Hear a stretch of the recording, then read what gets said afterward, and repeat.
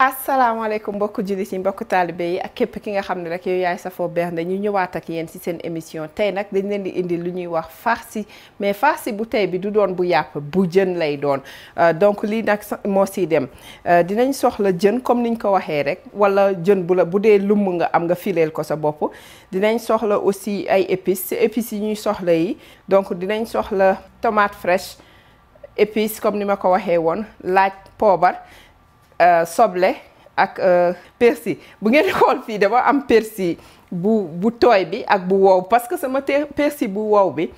bu tooy bi dafa jeex te xaw ma ko woon donc ma jël bu wow bi ku amul persil bu tooy si boppam mun nga ko remplacer par persil bu wow bi du si changer dara ma am fi tuuti herbe de Provence pour juste rek pour jox beneen goût kii bi jën bi ñu yor fi aussi poivron bu verte bi nga xamante ni moom laa daggate nii tomate fraîche yor fi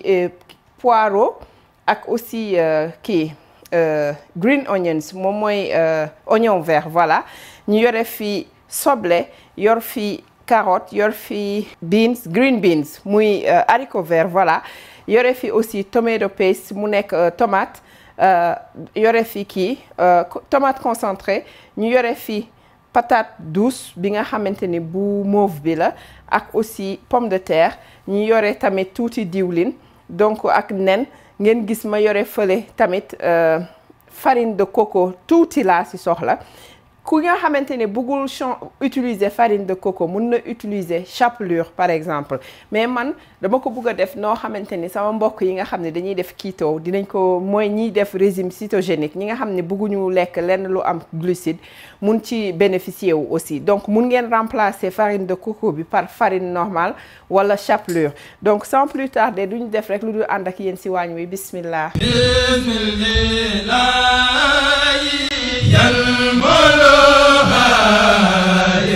voilà gis ngeen léegi fi ñu nekk nii li ñuy def mooy damay commencer automatiquement di tey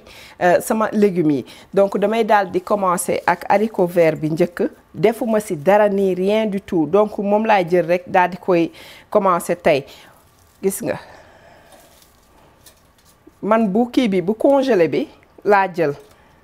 daal di koy utiliser donc su ma tayee ba pare après damay xaw a dindi cat yi nii su la neexee mun nga ko dindi parce que yii nii yu ndaw la du si def dara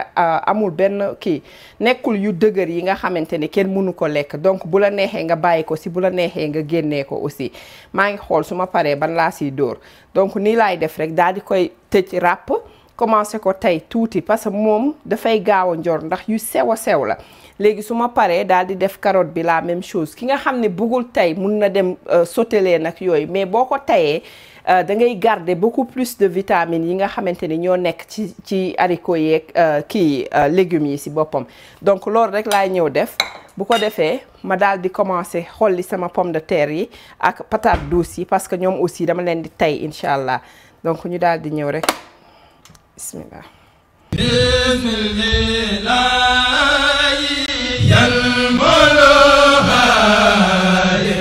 voilà gis ngeen haricot yi ñoom gis nga pare nañ ba pare léegi li may def mooy dama koy dindi daal di koy seppi rek directement bismillah.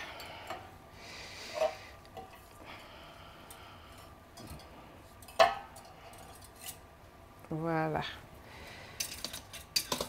continuer ñëw def suñu carotte yeeg pomme de terre yeeg patate douce yi gis nga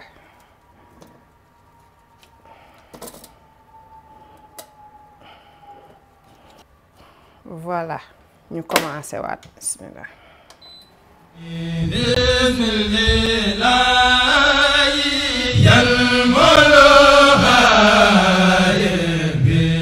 voilà gis ngeen fi mu nekk nii dañuy ñëw nag léegi daal di wal jën bi soo amee jën bu ñu wal ba pare xayroon mun nga koo def wala soo amee sa food processor wala mixeur man dama koy dugal fii rek machine bi walal ma ko.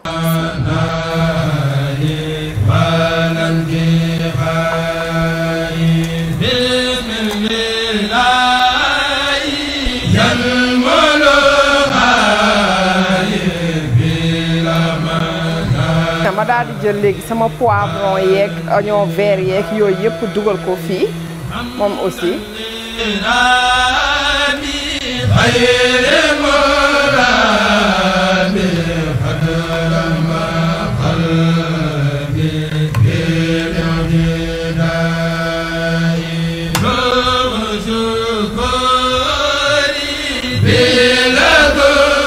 gis ngeen léegi wal nañu jën bi ba pare gis nga mu ngi nii donc yow ni nga koy walee rek si gën nag yooyu même chose la ñu def nii léegi damay daal di mélanger fi mu nekk nii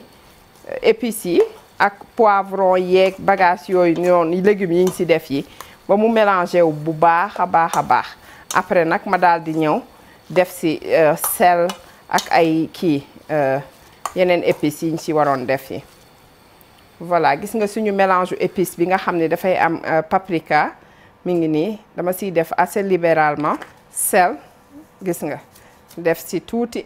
léegi nag instant bi laay jël sama kii coconut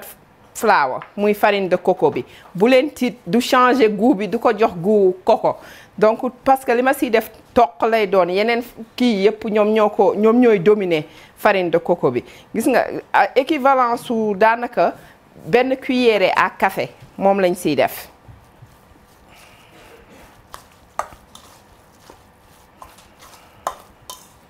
gis nga instant bi laa jël nen bi benn nen ma def ko si raison pour laquelle bu ma doon defar boulette tey jii du ma si def nen mais raison pour laquelle mooy farce bi dama koy def comme genre day mel ni comme da nga koy def comme presque comme cake rek da nga ko ñun dañ koy tey après donc il faut ba pare dagg ko loolu moo tax ma koy def nii loo xamante ni dina téye kii bi yëpp cafka gi yëpp si biir nga xam ne buñ koy dagg aussi du tas gis nga mi ngi nii bu la neexee su la leeree ni soo xamul ndax sa assaisonnement saf naam déet mun nga jël tuuti nii nga testé ko maanaam daal di koy saaf tuuti wala lakk ko tuuti lekk ko pour xool ndax assaisonnement bi baax na ou pas mais sinon soo paree mun nga ko rectifier waat encore ndaxte après dañ koy dugal ci sauce tomate moom tamit voilà donc nii la ñuy def daal di nettoyer tuuti nga xam ne suñ ñëwaatee ak yéen incha allah dañ koy dem commencer dem tey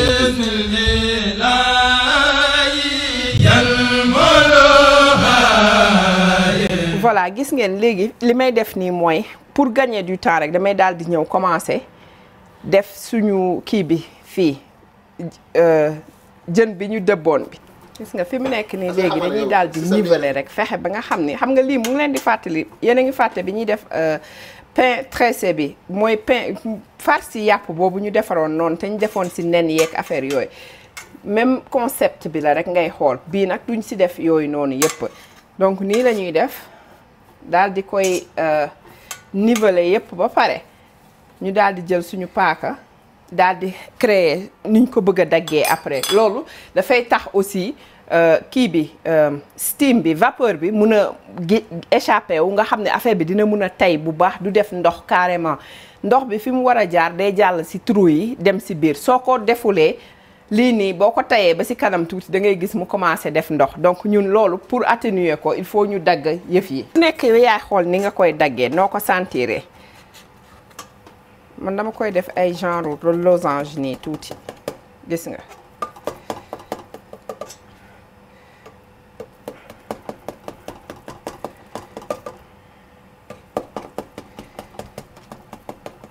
voilà gis nga ci creux yooyu nag la vapeur bi di jaar voilà léegi nag ñu daal di koy upp ràpp voilà bàyyi ko noonu nag muy def ay affaire am ñu daal di nettoyer mu tombeek suñu kii biñ doon tey bi mooy pomme de terre yeeg yooyu ñoom ñu pare ñu daal di koy def xaw leen a sauter tuuti rek après bu ko defee ngeen am une idée si ñoom nu ñu leen di présenter ak yooyu incha allah mu tombeek yeneen yëf yële tamit jën bi di suus moom tamit.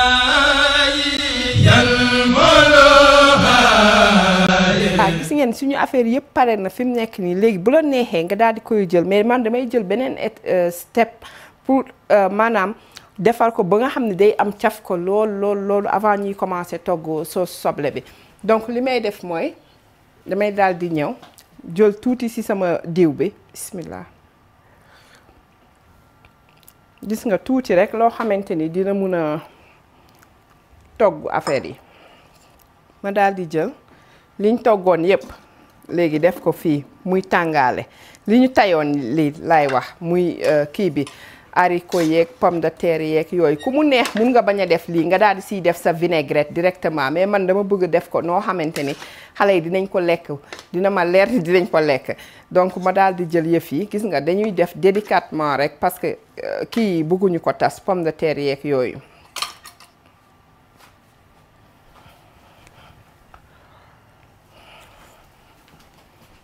ma daal di jël tuuti épice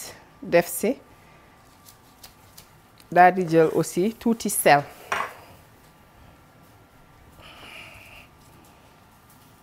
ñu jël tuuti rek teg ko léegi nag daal di koy bàyyi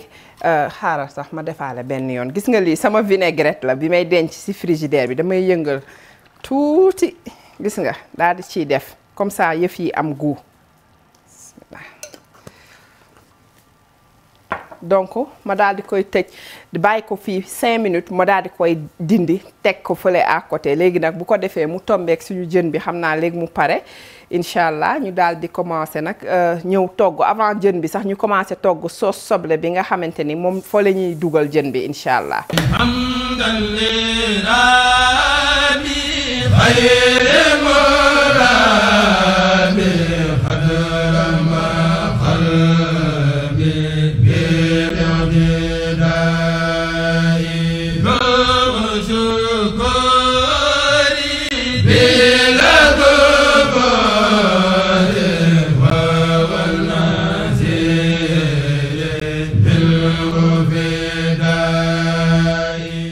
voilà gis ngeen léegi dañuy daal di ñëw rek commencer togg suñu sauce tomate bi nga xam ni moom la ñuy boolee ak suñu farci jën bi donc bismillah dañuy def tuuti huile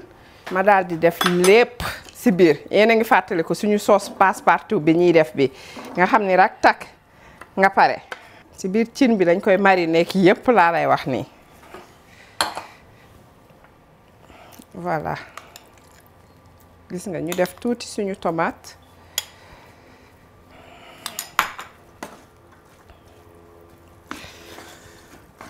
daal di mélanger ni def suñu épice daal di teg nag bàyyi bu tomate bi xawee dog tuuti rek moo kii bi nga xam ne mélangé wu nañu ñu daal di ñëw dolli tuuti paprika ci togg bi léegi bu ko defee ñu daal di commencer mu tombeek jën yi di pare donc jën yi dinañ ko tey bu fekkee ni sa tayukaay baax na du la indil ay jafe-jafe comme man sànq li ma dal da doon fuur bu baax sax parce que cin bi ma yore dafa gàtt au lieu ma dem jël yu mag yi yu gàtt yi laa jël donc da ngay wut cin bu xaw a gudd tuuti bu ko defee du fuur du def dara léegi nag suñ defee loolu après nag ñu daal di ñëw commencer nag incha allah parce que boo koy tey li muy def mun nga ko tey environ 15 à 20 minutes lay jël pour mu pare. gis ngeen suñu kii bi sauce tomate bi fi mu nekk nii macha allah mu ngi jël forme bu baax léegi li may def mooy damay daal di jël kii poivron ma jël bu rouge bi gis nga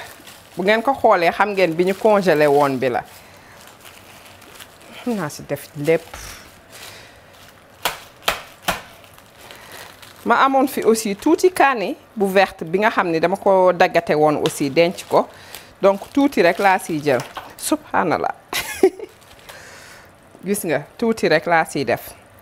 donc yii nii yëpp dama koy jël bu ma nduggijee ba ñëw dama koy daggatee ak yooyu defar ko yëpp waa gars yi waaw kay bëggoon naa leen laaj su leen intéressé su fekkee bëgg ngeen gis par exemple ma nduggiji ba ñëw nu may rangeler ak nu may def prépé bu ngeen ko bëggee mun ngeen ma wax comme ça benn jour bu ma nduggijee soit ñu àndandoo dem nduggi ji wala bu ma nduggee ba ñëw ñu daal di ñëw commencer léegi nag dañuy def vote ñi nga xam ne plus de pouce bi ma am rek pour ñi wax waaw dinaa poser question bi ci suuf incha allah léegi nag ñu xool bu ñu amee bu intéressé nit ñi ñu def ko bu fekkee intéressé wu leen nag ñu mun a bàyyi parce que tamit amul sens ñuy dem di def lool ñëw di leen ko wan te fekk intéressé wu leen tamit donc nii lañ koy bàyyi mu baax ndànk-ndànk après excuse me mu baax ndànk-ndànk léegi nga xam ne après bu ñu ñëwaatee dañ siy def tuuti citron def si aussi tuuti vinaigre avant ñu siy def nag suñu kii bi suñu farce bi si boppam. gis nga dañuy daal di def rek tuuti citron xam nga jën moom boo ko toggee moom faaw nga def si citron benn genre citrus soit citron wala vinaigre daal pour mu mun a balance affaire yi bëgguñu mu forox loolu. voilà gis ngeen def naa fa kii bi citron vinaigre tuuti sel ma daal di jël aussi tuuti rek si sama basilic xam ngeen ma fu ma defaree sauce tomate foog ma def si tuuti basilic parce que tomate ak basil dañu ànd donc moom laay def nii. léegi daal di dem jëli ji sama jën yi nag léegi mooy suñu farce bi comme ça ñu daal di koy ñëw def wan leen niñ koy dugalee si biir bàyyi ko mu toog ak kii ak moom baax ak moom tuuti nga xam ne affaire yi day dugg ci biir.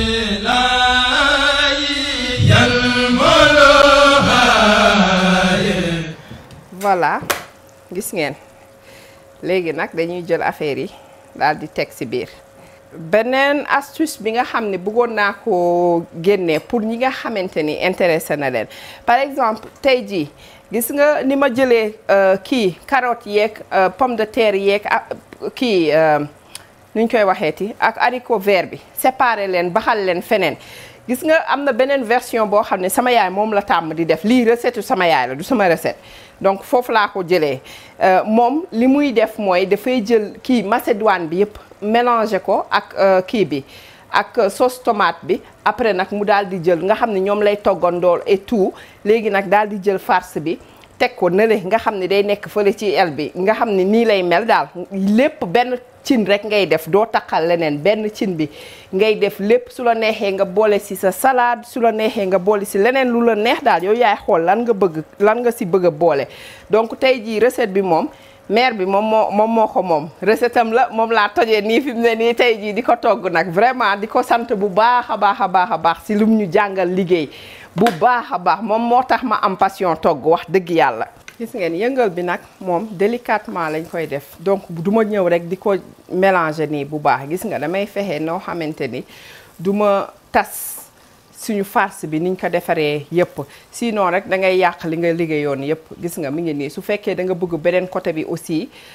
laal si ñeex bi li ngay def mooy da nga koy daal di tourner délicatement aussi gis nga nii rek ndànk-ndànk rek nga koy def doo si yàkkamti dara nga jël sa temps yëpp.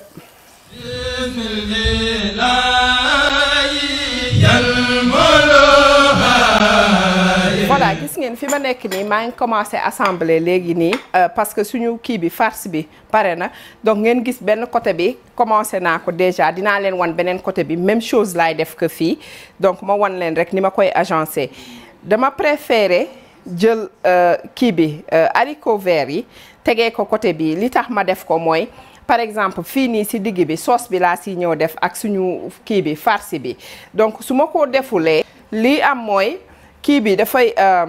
sauce bi ak tàngaay bi dafay daal di dem ba ci salade bi bu ko defee mu laxal ko te bëgguma mu laxal ko donc moo tax ñu daal di koy def nii lii kii bu stratégique la ñu def ko nii. léegi nag yeneen yi nga xam ne lépp loo xam ne mun na laal ci sauce rek mun nga ko jël nga defee ko mu nekk lu mujj nga xam ne mooy nekk barrage bi ak salade beeg yeneen ingrédients yi voilà gis nga ma daal di jël aussi ma jël nen bi nga xamante ni dama ko fejetoon gis nga mu nekk nii ñu jël dama ko jël rek daggate ko ku mu neex nga def ko ay rondelles noonu mais juste histoire de varier un peu dina am xëy na du ñàkk yenn ma rondel ko pour côté décoration. ma daal di jël sama avocat gis nga ku amul avocat mun nga utiliser par exemple à la place de avocat nga utiliser tomate fraîche par exemple nga daggate ko def ko ku nekk da ngay xool rek ban légume nga am su fekkee ay poivron kese nga am aussi même chose la donc yéen daal yéenay xool seen salade lu ngeen koy booleel.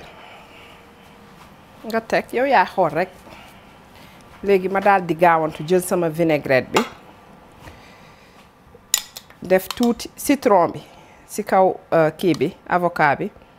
comme ça du tas du kii du ñuul voilà gis ngeen tey jii par exemple li ma bëggoon wax ki nga xam ne dafa yore lii gis nga fi ñu ko doon toggee dama koy jël rek yëkkati ko nii soo bëggee mun nga ko yóbbu ci sa table soo doon def buffet wala yéen kese nii rek nga yóbbu ko ci table bi nii dem lekkee ko noonu donc loolu moo neex ci kii bii nii fowukaay bii ma am temps yi bu bees bi donc gis nga da ngay daal di jël man damay jël sauce bi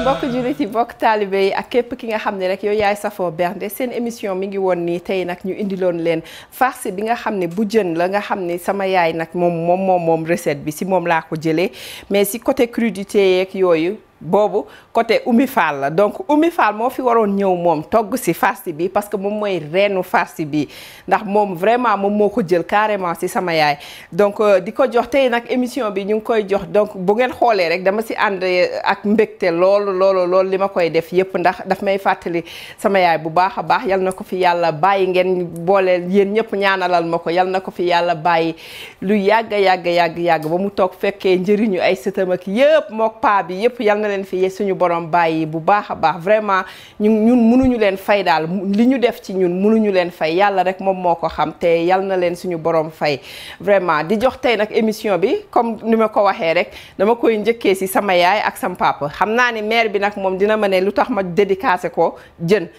moom ndawal la gën a bëgg mais mère mu ngi ñëw incha allah donc ñoom laa koy jox di ko jox aussi soxna Amsatou Diop di ko xam naa ne maa ngi lay laaj ndax tooy bi deñ na j'espère que tooy bi deñ na donc di ko jox soxna Adama Sakho di ko jox Ndiaye Assou di ko jox aussi Sali Diallo di ko jox tamit madame Sall di ko jox daal képp ki nga xam ne rek yow yaay safoo bernde xam naa ne duñ def rek lu dul wax leen di leen remercier toujours di leen wax bu leen fàtte partager vidéo yi comme ni ngeen ko tàmm di defee mais aussi bu ñi nga xam ne jotuñoo abonné mun nañu abonné ci chaîne bi toujours di leen jox dig daje ba beneen yoon di leen wax asalaamaaleykum wa rahmatullah bismillah